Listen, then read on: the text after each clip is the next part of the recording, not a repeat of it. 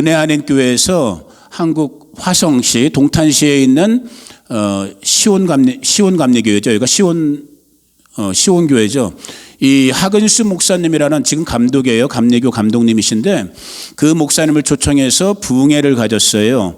저는 이제 영상으로 어떻게 이걸 보게 되면서 참 뭐 이름은 들었던 목사님이지만 실제 이제 설교하시는 건 처음 들어봤는데 설교 말씀도 물론 좋으시고 훌륭했지만은 이 정말 이 당신의 삶 속에서 경험되어졌던 그 하나님의 은혜, 소위 말하는 간증, 이 간증들이 참 너무너무 이렇게 저한테도 은혜가 되고 또 그 은혜가 되면서 저도 한번 비춰보면서 또 우리 성도님들의 삶도 한번 비춰보면서 그래갖고 이제 오늘 이 시간을 정말 간증이 있는 우리 성도의 삶이 됐으면 좋겠다.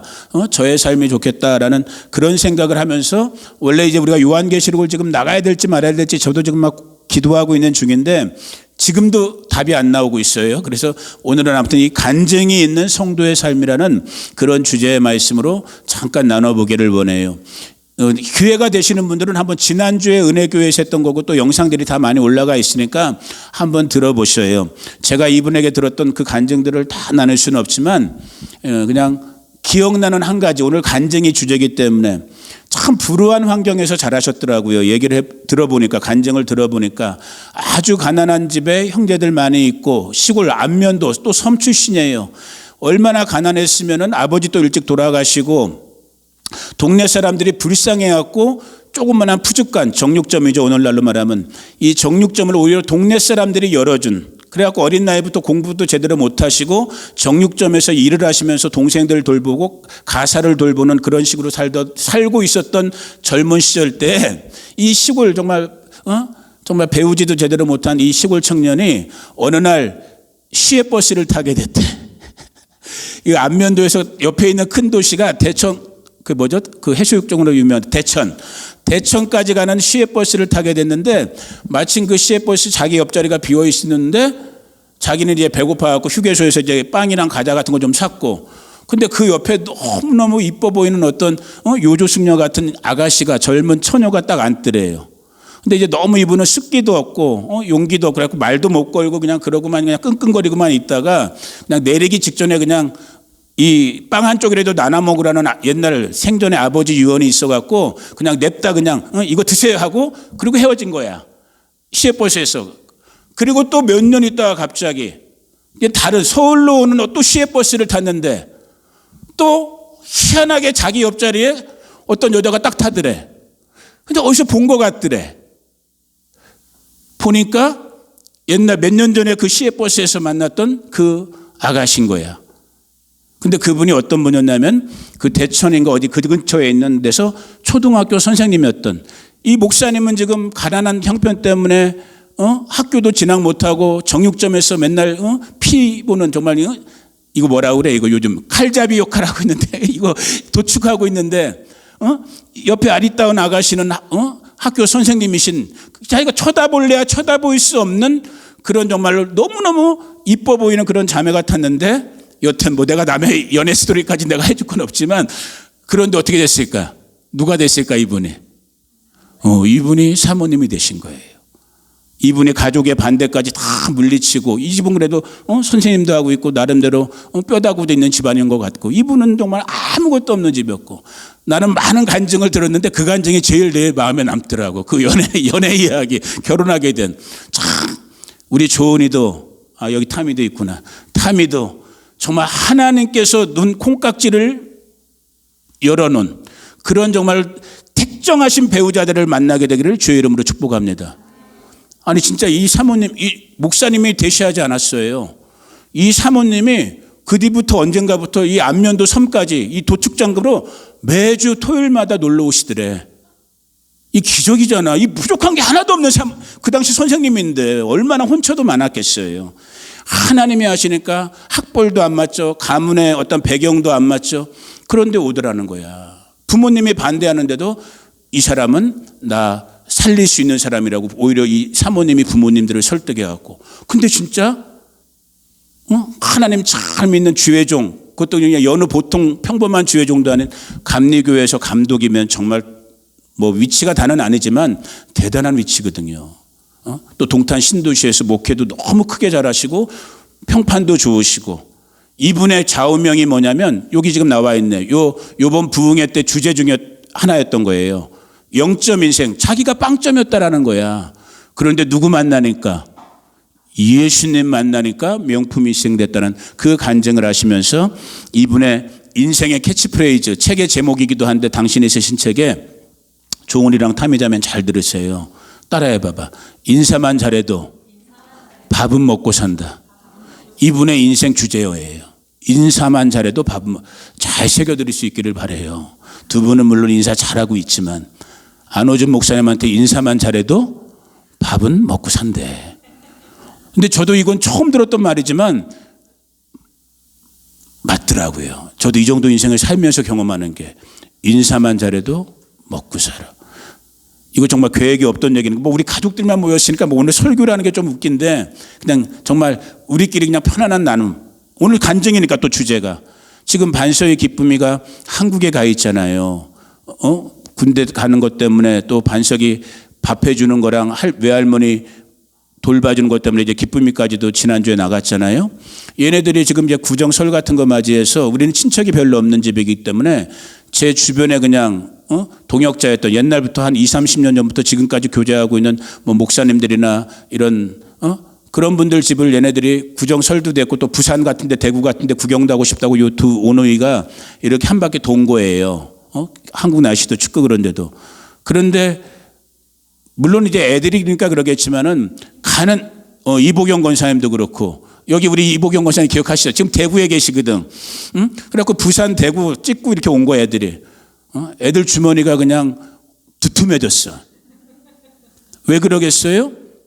인사만 잘해도, 이거 진짜 내가 이 하근수 목사님 설교를 내가 대신해주고 있네. 우리 교회까지 와갖고 인사만 잘해도 밥은 먹고 좀 맞는 것 같아. 장조은이 너도 너희 엄마 아빠가 인사를 잘했기 때문에, 뿌려놓은 씨앗이 있기 때문에 너 인생 걱정할 게 없어. 아멘이야? 진짜야. 너희들 기쁨이가 교만해졌어요. 주머니가 두툼해지니까 이게 자기가 잘나서 자기 주머니가 두툼해진 줄 알아. 다 누구 덕이야? 하나님 덕도 아니야. 이거 죄송한 말이야. 일부러 이렇게 얘기하는 거야. 누구 덕이야? 엄마 아빠가 다 젊었을 때 부산에 이종희 사관님 미국에 유학 오자마자 내가 다 라이드 해주고 우리 집에 와서 밥 해주고 내가 이삿짐 다 정리해주고 내 동생처럼 젊은 거 돌봤거든. 진짜 내 자랑하는 거 아니에요. 그러니까 그게 다 지금 다 돌아오는 거야. 다시 너희 엄마 아빠도 남의 이웃들에게 그렇게 잘하고 사신 분이기 때문에 장조은이 장영은이 풍성한 삶을 누리게 될 줄로 믿습니다. 내가 타미는 잘 몰라요. 타미도 그렇게 되기를 주의 이름으로 축복해요. 우리 목사님네 자녀분들 손주분들도 그렇게 되기를 축복해요. 두 분이 정말 덕스럽게 사셨기 때문에 정말 저는 그게 자연의 법칙이고 영적 법칙인 거예요. 뿌려놓은 대로 심은 대로 거두게 된다고 그랬잖아요. 자, 여튼 이 목사님의 간증을 들으면서 정말 저도 제 인생을 돌아볼 때 그랬던 거예요. 몇 번 말씀드렸던 것처럼 정말 그 순간순간마다 도우시는 하나님의 손길, 이게 우리 인간 입장에서 보면 그게 간증이잖아요. 하나님의 구원의 손길을, 도움의 손길을 체험한 게, 그렇게 저도 살아왔던 그것이 정말 새로워지면서 오늘 설교 결론이에요. 어떻게 보면 오늘 우리 여기 예배하고 있는, 정말 많이 모이지 못했지만 또 오늘따라 더 못 모였지만 여튼 오늘 이 말씀이 들어가는 여러분들, 여러분의 삶이 정말 지금까지도 하나님의 은혜, 우리 입장에서 보면 간증의 삶을 살아왔다면, 근데 중요한 건 뭐냐? 제가 오늘 여러분들한테 챌린지하고 싶은 부분은 뭐냐? 그것이 어제의 간증으로 그치면 안 된다라는 거예요. 어제의 훈장처럼 되면 안 된다라는 거예요. 하나님의 구원을 경험하는 간증. 예를 들어 정미영 권사님 벌써 한 10여 년, 20년 됐나요? 그 고속도로에서 차 뒤집어졌을 때 살리신 거 간증하시잖아요. 죽었다가 살아나신 것 같은.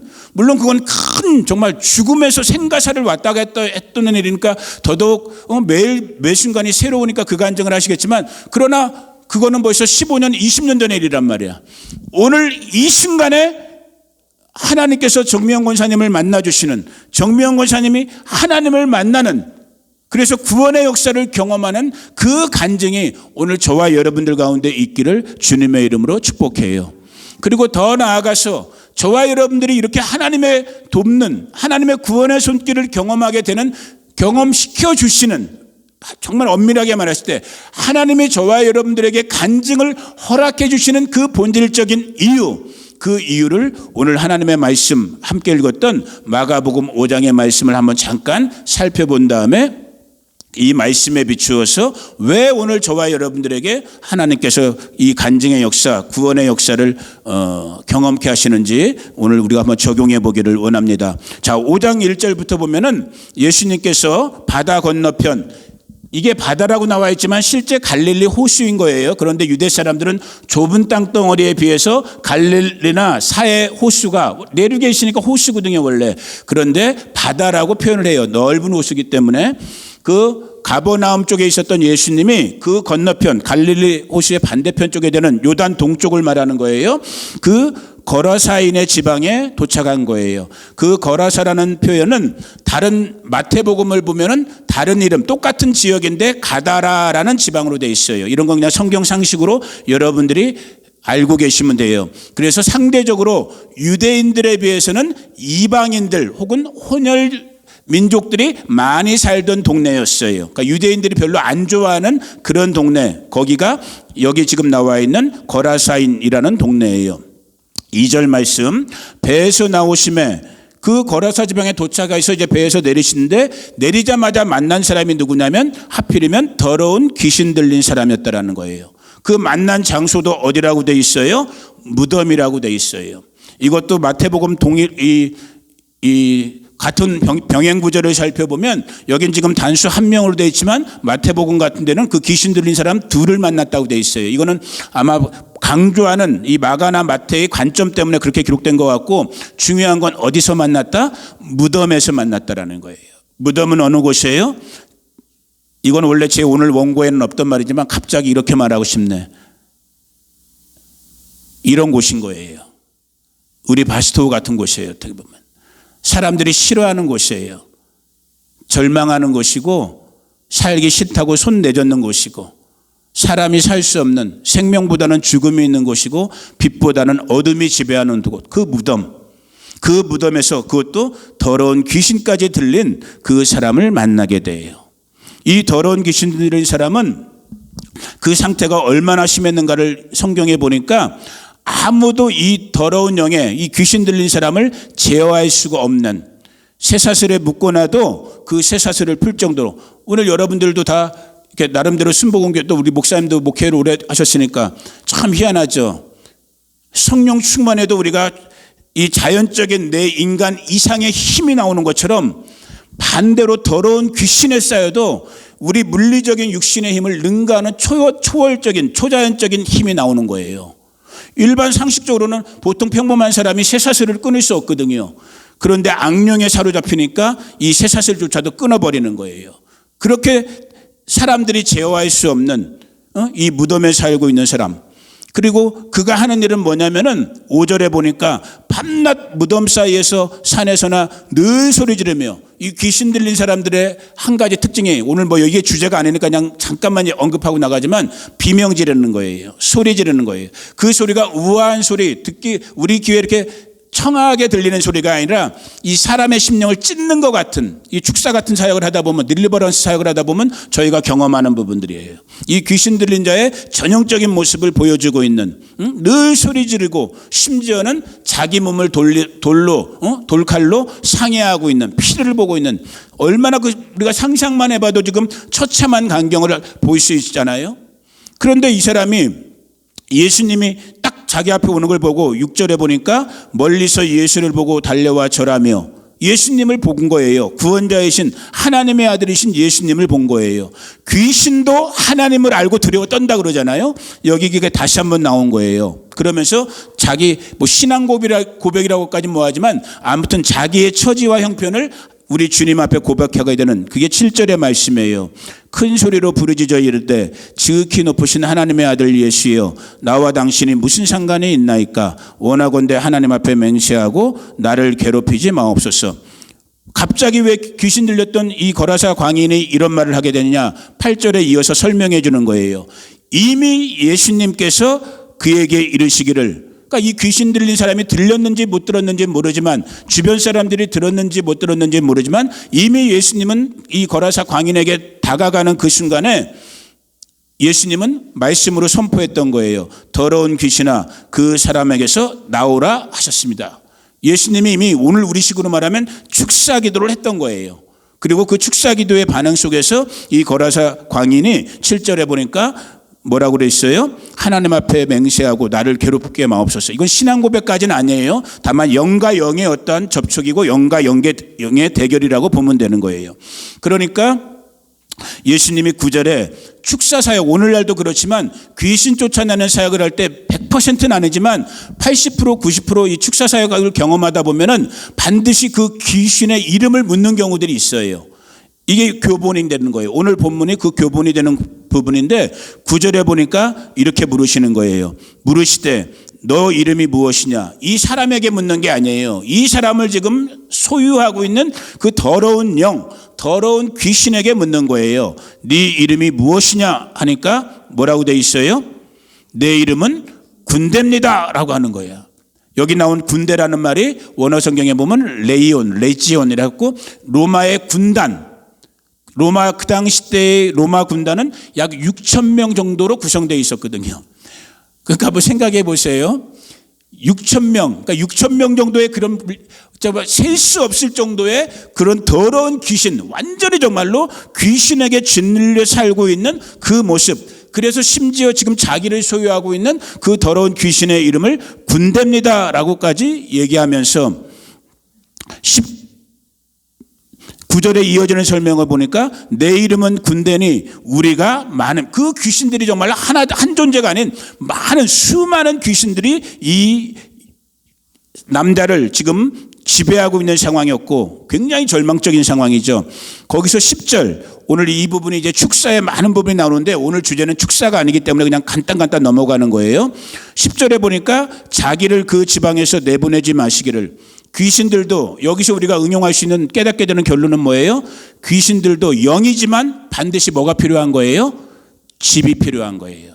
그래서 우리 인간의 입장에서 보면 귀신 들림의 현상들이 나타나는 거예요. 그놈들이 우리 육체를 집으로 삼는 거예요. 그런데 성경 고린도전서 3장 16절 같은 데 보니까 저와 여러분의 육체는 원래 누구의 집이어야 되는 거야? 성령의 집, 성령의 전, 하나님의 집이 돼야 되는데 하나님의 집으로 채워지지 않으면, 하나님의 영으로 채워지지 않으면 저와 여러분이 누구에게 소유되는 거예요? 더러운 귀신들에게 소유될 가능성들이 높아지는 거예요. 그래서 그 집, 자기들이 지금 터잡고 살고 있는 이 사람에게서 떠나지 말기를 우리 하나님께 정말 부탁 아닌 부탁을 지금 하고 있는 거예요. 근데 마침 그 지방에 이어지는 11절 말씀을 보니까 마침 거기 돼지의 큰 떼가, 여러분 성경을 읽고 성경의 역사 배경을 아시는 분들은 이럴 때는 딱 퀘스천 마크를 딱 찍어야 되는 거야. 유대인들은 지금도 그렇지만 돼지고기를 안 먹고 돼지고기를 저주받은 걸로 생각하는데 거룩하지 않은 걸로 생각하는데 왜 유대 땅에서 돼지의 큰 떼가 있을까? 지금 우리가 읽었던 이 거라사, 뒤에 이제 나오지만은 데가볼리라고 불렸던 이 지역에는 당시 유대를 지배하고 있었던 로마의 군대가 주둔하고 있었던 거예요. 로마 사람들은 이방인이잖아요. 그러니까 그 사람들은 돼지고기를 먹을 수밖에 없는 거예요. 또 군인들이고. 그러니까 누군가는 돼지 농사라고, 이거 뭐라고 그래? 목축을 해야 되는 거예요. 돼지를 기를 수밖에 없는. 그러니까 돼지를 목축하고 있었던 그 때, 수많은 돼지 떼들을 지금 거기에 있었던 거예요. 이 귀신들이 어디로 가게 되는 거예요? 돼지에게로 들어가기를 요구하고 주님께서 그것을 허락해 주셔서 우리가 알고 있는 것처럼 12, 13절에 보니까 이 돼지들이 갑자기 정말 미쳐 날뛰는 것처럼 비탈길을 내리달려서 바다에 빠져 몰세하는, 아마 저 바다겠죠. 갈릴리 호수를 말하는 거겠죠. 그러면서 귀신 축사 사역이 끝나는 거예요. 돼지떼가 호수에 빠져 죽고 이 남자는 이제 정신이 말짱해지고, 요 과정을 같이 일하고 있던 주변 사람들이 보면서 14절 봅니다. 치던 자들이 한 명이 아니었죠. 주변에 사람들이 있었던 거예요. 이 지금 사건이 일어나는 걸 보고 있었던 치던 자들이 도망하여 읍내와 여러 마을에 말하니 사람들이 어떻게 되었는지를 보러 와서, 자 이제 15절부터가 이제 오늘 이제 중요하게 나누고자 하는 부분들이 이제 나오기 시작하는 거예요. 예수께 이르러 귀신 들렸던 자 곧 군대 귀신 집혔던 자가 옷을 입고 정신이 온전하여 앉은 것을 보고 두려워하더라. 완전한 축사가 이제 일어난 거예요. 이 정말 이 군대 귀신에게 시달림 받고 있었던 이 남자가 귀신이 축출되면서 축사가 완전히 정말 예수님의 말씀으로 이루어지면서 정신이 온전해지다 보니까 옷까지 차려 입었고, 그리고 예수님의 발치에 앉아갖고 예수님과 제자들과 대화까지 하고 있는 정말 은혜스러운 장면이 형성된 거예요. 그때 이제 일어나는 일들 15절을 다시 한번 읽어볼게요. 예수께 이르러 그 귀신 들렸던, 지금 동네 사람들이 몰려온 거예요. 이 거라사 지방의 사람들이. 예수께 이르러 그 귀신 들렸던 자 곧 군대 귀신 집혔던 자가 옷을 입고 정신이 온전하여 앉은 것을 보고 두려워하더라. 우리말 성경에 지금 두려워하더라라고 돼 있어요. 근데 이 두려워함도 제가 볼 때 결국은 두 가지 종류의 두려움 중에 하나인 거예요. 진정 성경에서, 신구약 성경에서 저와 여러분에게, 오늘 이 땅의 사람들에게 가르쳐주는 하나님을 사랑하면서 그를 경외하는 두려움이 있고, 그 경외함, 하나님을 사랑하는 것까지 갖지 못하고 그냥 자기 자신을 보호하려고 하는 인간이, 어떻게 보면은 마귀가 주는 불신과 불의의 두려움이 있는 거예요. 그런데 오늘 이 본문을 읽다 보면은, 자, 오늘 나누고자 하는 레슨 포인트 1인 거예요. 참 저와 여러분들이 정말로 하나님을 제대로 사랑하는 두려움, 경외하는 두려움을 갖기를 주님의 이름으로 축복해요. 왜? 오늘 이제 뒷구절을 읽게 되겠지만 이 놀라운 축사의 현장, 축사라는 것은 확대해서 적용하면 하나님의 신적인 구원이 오늘 우리 가운데 일어나는 거예요. 특별히 우리 오순절주의자들은 그걸 지금도 믿는 사람들인 거예요. 예를 들면 육신에 병든 사람을 우리가 예수님의 이름으로 기도해서 병고침이 일어났다, 단순한 병고침을 받았다라고만 우리는 고백하는 게 아니라 이 병고침을 통해서 하나님의 영광, 하나님의 나라가 임했다라고 그 신앙 고백을 하는 사람들이 오늘 우리 순복음과 같은 오순절주의자요. 병고침의 또 다른 한 종류인 귀신 들림도 마찬가지인 거예요.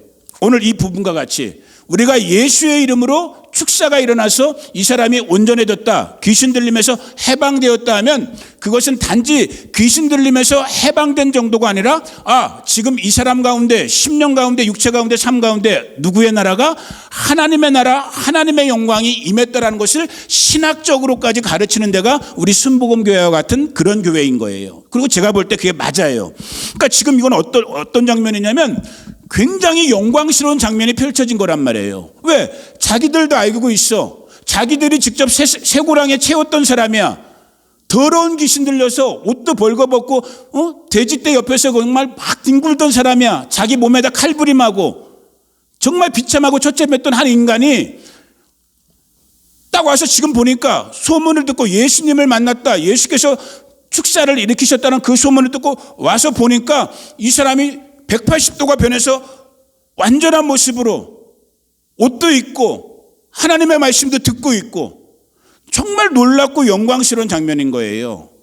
이때 근데 이 거라사 지방의 사람들이 지금 우리말 15절 끝부분에 보니까 그냥 두려워하더라라고 돼 있는데, 이 두려움이 과연 하나님께 영광 돌리는 두려움이었는지, 아니면 이 현상만을 보면서 이것을 믿음으로 승화시키지 못하고 오히려 인간의 악한 본성, 이러한 사건과 현상으로부터 자기를 더 보호하려고만 하는 그러한 단순한 두려움이었는지가 이어지는 구절 속에 나오는데, 보니까 자 17절 봅니다. 16절은 그냥 읽기만 하고, 이에 귀신 들렸던 자가, 오늘 우리의 주제죠, 간증하는 거예요. 이에 귀신 들렸던 자가 당한 것과 돼지의 일을 본 자들이 그들에게 알림해, 이 현상이 일어난, 이 사건이 일어난 걸 본 사람들이 지금 구경 온 동네 사람들한테 말한 거예요.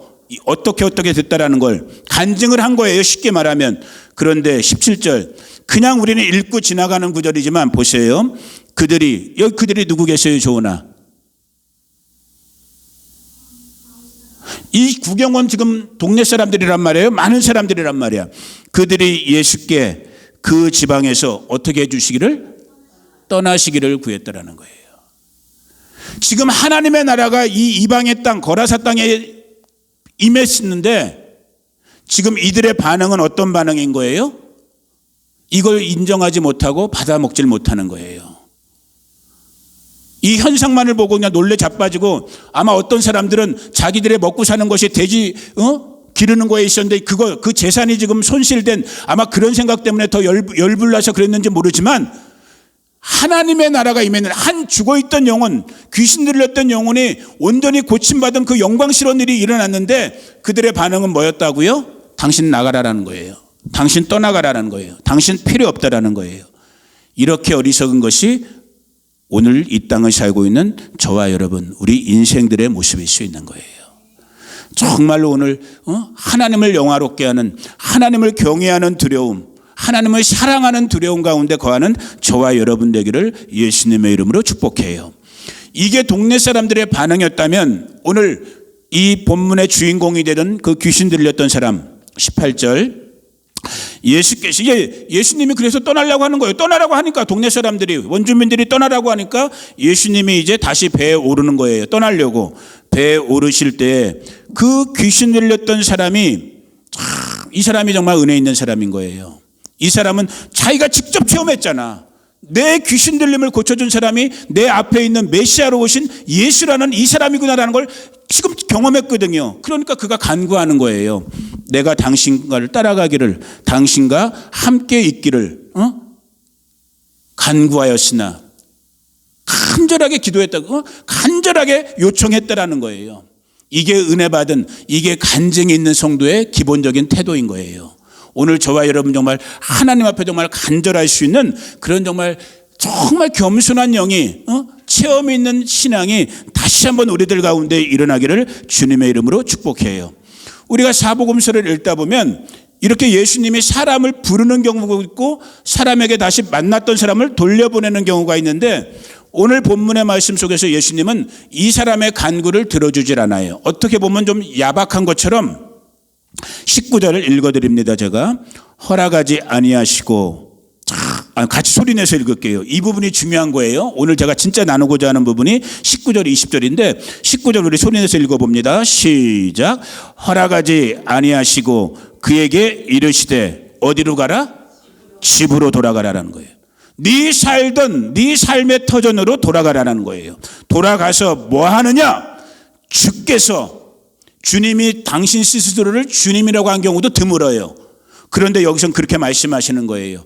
주께서 너에게 어떻게 큰 일을 행하사, 지금 완전히 귀신에서 축사돼 갖고 병고침 받았잖아요. 너를 불쌍히 여기신 것을 누구에게? 네 가족들에게 먼저 알리라는 거예요. 복음은 어디서부터 시작돼야 되는 거예요? 내 삶의 자리에서부터 시작되는 거예요. 간증은 내가 오늘 만나고 있는 이 자리에서부터, 바스토라는 내가 살고 있는 이 지역에서부터 하나님의 은혜로, 교회가, 마을이 힘든 부분들이 있지만 그럼에도 불구하고 하나님의 은혜로 우리가 믿음 생활을 하고 있는 이 자리에서부터, 이 시간에서부터 복음은 확장되는 거예요. 예수님이 오늘 이 거라사 광인에게 그것을 요구하고 있는 거예요. 네 집으로 나 따라오지 말고, 나 따라올 필요 없어. 네 있던 네 집으로 돌아가.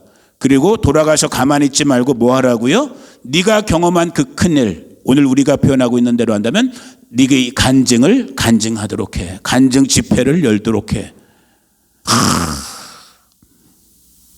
우리 장조은의 박타미의 삶에 간증이 정말 풍성해지기를 주의 이름으로 축복해요. 원래 오늘 오실 분들이 다 오셨으면 내가 마이크 돌리려고 그랬거든. 당신들 정말 기억나는, 특별히 2024년 살면서 기억나는 거 간증 하나씩 증거하시라고. 근데 오늘따라 와야 될 분들이 또 다 알았어. 마이크 돌릴까 지금? 간증이 일어나기를 축복합니다. 세게 일어나기를 축복합니다. 풍성히 일어나기를 축복합니다. 이 사람은 정말 인생이 180도 지금 바뀌었잖아요. 사람 취급도 못 받고 정말 돼지우리에서 같이 살고 있던 이 자기의 인생, 메시아로 오신 하나님의 아들, 구원자로 오신 예수님을 딱 만나는 그 순간에 이건 뭐 우리가 상상할 수 없는 정말 간증 중에도 간증의 역사가 일어난 거잖아요. 그러면서 그것을 어디서부터? 네 집으로 돌아가서 네 가족들에게 알리라라고 주님이 말씀하시니까 20절도 중요해요. 같이 읽어봅니다. 시작. 그가 가서 예수께서 자기에게 어떻게 큰일 행하셨는지를 데가볼리에 전파하니 모든 사람이 놀랍게 여기더라. 아까 처음 시작은 1절에 보니까 거라사인의 지방이라고 이렇게 나왔었어요. 그런데 지금 20절을 보니까 이 치유받은 귀신 들림에서 해방된 이 거라사의 광인이 어디에서? 데가볼리 지역에서 전파했대요. 자기 집으로 돌아가서 데가볼리 지역에서 전파했다. 그러니까 모든 사람이 듣고 놀라더라라고 우리말 성경이 기록되어 있어요. 참 하나님의 말씀 성경이 무서워요. 정말 단어 하나하나가. 지금 이 데가볼리라는 거 아까 그 지도 좀 볼게요. 타미자매님. 잘 보이실지 안 보이실지 모르지만 데가볼리가 안 돼, 이상해. 데가볼리가 여기에요. 보여요? 녹색 밑에 있는 이 초록색으로 누가 그림 그려는 거기가 데가볼리라는 데고 거르사가 거기서 한 8km 정도 되는 저기 써 있네요. 그런데 예수님은 저 갈릴리라고 써 있는 그 지역에서 주로 이제 활동하셨던 분이고 여튼 데가볼리 지역이라는 데가볼리라는 그 이름 자체가 참 파워풀한 거예요. 데가볼리는 두 단어 데카와 폴리스라는 단어가 합성된 단어야. 데카는 열이라는 뜻이야. 열, 텐. 폴리스는 고대 아테네의 조그마한 도시들, 폴리스, 거기서 온 단어인 거예요. 그러니까 무슨 뜻이겠어? 데가볼리면 10개의 도시라는 뜻인 거예요. 그래서 실제 그 이름들도 다 있어요. 뭐 다메섹, 카나라, 히포디온 이런 이름들이 다 있어요. 10개의 마을로, 시티로 이루어진, 타운으로 이루어진 동네가 데가볼리라는 넓은 지역인 거예요. 이 귀신 들림에서 해방되었던 이 성도가, 이 남자가 예수님의 말씀, 네 집으로 돌아가서 너가 어떤 일을 경험했는지를 간증해라 라고 하니까 20절 그가 가서 믿음은 순종이 있어야 되는 거야. 자기의 원함은 뭐였어요? 원래는 예수님을 쫓아가는 거였단 말이야.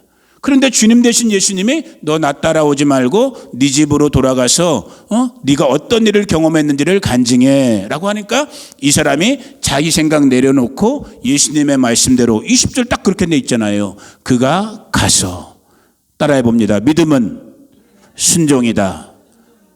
이 역사 일어나기를 축복해요. 믿음은 순종이 있어야 되는 거예요.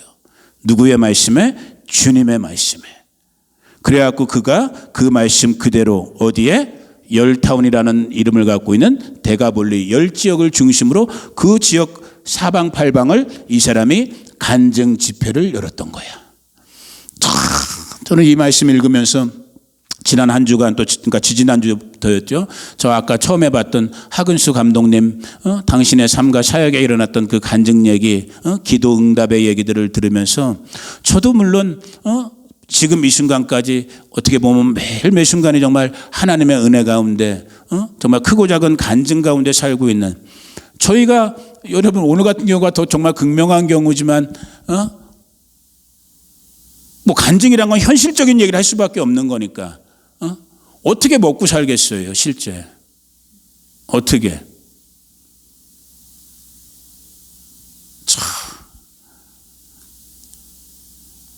큰 도시에 사시는 분들 목사님들 투잡 쓰리잡 하시는 분들도 있을 것이고 목사님이 못하시면 사모님들이 대신 일해 주시는 분들도 있고 그게 지금 오늘 우리 이민교회나 한국교회 현실이잖아요. 감사하게 저 원잡이에요. 원잡. 나는 투잡하라고 하면 솔직히 못할 것 같아. 나는 뭐든지 하나만 집중하는 사람이기 때문에 전 안 돼. 그러니까 하나님이 아시니까 그렇게 하시는 거겠지만 감사하게도 원잡이야. 감사하게도 집사람 아직 일 안 해요. 여기 뭐 일할 것도 없지만 일 시작했어요. 돈 벌려고. 뭔 일 시작했냐면 BCC 커뮤니티 컬리지를 다시 등록했어. 영주권 나왔기 때문에. 그랬더니만 엊그저께 1,800불 장학금 주더라고. 이렇게 좋은 나라가 어디예요? 미국이야. 정말 간증 아무것도 아닌 것 같지만 공부하면서 돈 벌고 있어. 야, 조은아 미안해. 타미야 미안해. 니네들도 빨리 신분 해결돼갖고 공부하면서 돈 벌기를 축복해. 아멘 해 임마. 그러니까 빨리 그러려면 미국 시민권 있는 놈 만나야 돼. 어쩔 수 없어. 그게 제일 빠른 방법이야. 아멘 해. 예수님 잘 믿고 돈도 많고 그런 시민권 가진 놈 만나면 좋잖아. 아빠 같은 마음으로 얘기해 주는 거야 진짜. 정말 하나님의 은혜 가운데 살고 있는 이 간증들이 저도 이 거라사 광인만큼 극적이지 못할지 모르겠지만 하근수 감독님이 경험했던 옆자리에 2번씩이나 앉게 되는 그 이쁘장한 처자가 나중에 당신의 사모님까지 되는 그런 극적인 경험은 내가 없는지 모르지만 저도 매일 매 순간이 이것을 저와 여러분들에게 어디서부터 집에서 네 삶의 자리에서부터 간증하라는 것이 주님이 오늘 마가복음 5장을 통해서 우리 가운데 주시는 말씀이에요. 저는 이 말씀을 이렇게 제가 생각하고 살면서 생각이 없었는데 오늘 아침에 갑자기 깨닫게 하시더라고 하나님이.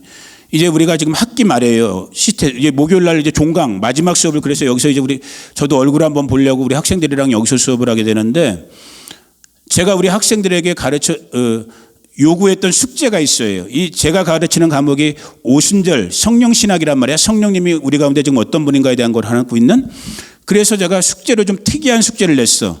그냥 종이 같은 거 페이퍼 쓰는 숙제만이 아니라 조금 실천적인 신학의 영역 속에서 예를 들면 하루에 30분 이상씩 꼭 방언 기도하는 거, 예를 들면 일주일에 한 번 이상씩 병든 사람에게 손 얹고 기도하는 거, 예를 들면 일주일에 한 번 이상씩 주변 사람들에게 복음 전하는 거, 이런 거를 제가 숙제로 냈어, 학기 초에. 그래갖고 지금 이제 학기 말이기 때문에 학생들이 그 이제 평가서를 답안지를 저한테 지금 막 제출하고 있는 중이에요. 그런데 어저께 정말 너무나 은혜스러운 답안지를 하나 본 거야, 내가. 아직 얼굴은 누군지도 몰라. 저는 영상으로 수업하기 때문에. 그분이 이 숙제 때문에는 아니었겠지만은 아무튼 숙제도 있고 그러니까 마켓 같은 데 가서 전도지 나눠주면서 전도하다가 여러분 8주인가 9주 수업이었는데 이 수업이 3명 이 전도 과정을 통해서 3명이 예수님 영접했대. 아니 이럴 땐 정말 박수 쳐야 돼. 아멘이잖아요. 우리가 평생을 살면서 한 명 전도하기도 힘든데 물론 그분이 숙제 때문은 아니었겠지만 아무튼 나는 숙제를 냈어. 꼭 가라고. 근데 정말 3명을 전도했고 그 중에 한 명은 어떤 사람이었냐면 내림굿을 받으려고 막 준비하고 있어서 몸에 무슨 부적까지 500달러짜리인가 부적까지 몸에 지니고 있었던 사람이었대. 그런데 뭐 이름 밝히긴 그렇지만 아무튼 우리 하구님의 이 한 분의 전도를 통해서 거기 저한테 보고서 쓴 거 보면은 새벽까지 어떻게 전도 활동을 했나 봐. 새벽까지. 정말 영적 전쟁을 했겠지. 그래서 이 전도 받으시는 분이 자기 몸에 있던 500불 넘는 부적도 버리고 예수님도 영접하고. 아멘. 이것이 지금 오늘 우리 가운데 일어나고 있는 복음의 간증이란 말이에요. 예수님만. 어디에서? 신학교 수업에서. 할렐루야잖아.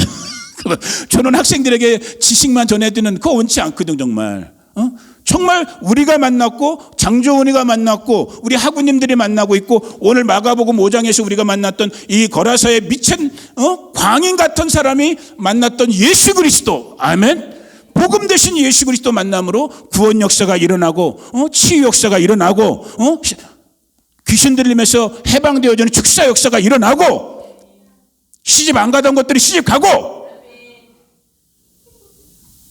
가난했던 사람들이 부해지고 그 불을 가지고 정말 열방과 땅끝까지 복음의 전달자가 되는 이 놀라운 간증 신앙의 증거가 일어나는 이 2025년에 남은 시간 되어지기를 예수님의 이름으로 축복합니다.